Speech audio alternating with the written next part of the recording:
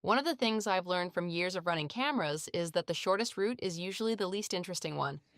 Whenever I can, I take the long way in, different approach angles, different terrain, different opportunities to notice something I've missed before. This trip turned out to be worth every extra step. I began finding moose sign almost immediately. Not just a pellet group here or there, but repeated signs spread across a fairly concentrated area. Based on the condition of the scat, this activity appears to date back to winter. Months later, the evidence is still here, although the forest is already hard at work reclaiming it. Even obvious sign doesn't stay obvious for long. As I continued through the area, the amount of sign kept increasing.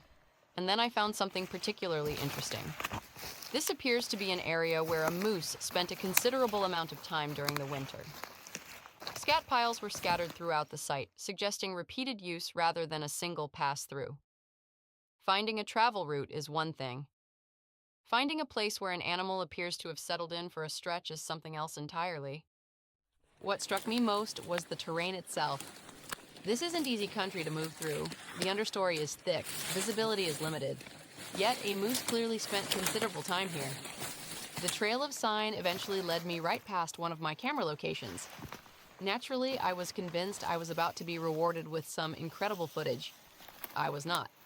The moose had managed to move right along the edge of my monitoring area without ever fully stepping into view. All that sign. Nothing on the camera.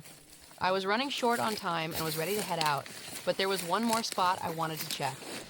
The habitat looked right, the structure felt right. If a moose were spending time here during winter, this is exactly the kind of place I would expect to find it. As I turned to look, something caught my eye.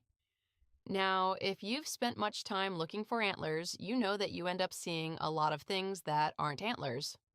Sticks, roots, stumps. Forest debris with excellent marketing.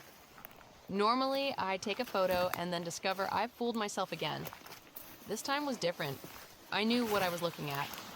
At first, it was barely visible. From one angle, there was just enough shape to catch my attention. From everywhere else, it disappeared into the ferns, needles, and shadow. And then there it was, a shed moose antler, already partially buried, already being reclaimed by the forest. And once it was cleared off, I realized I recognized it immediately. I'd seen it before. Just a few months earlier, in a different location, it was attached to Poncho. The forest had been keeping this one for a while. Thankfully, not quite long enough. Some days, the cameras tell the story. Some days, the tracks do.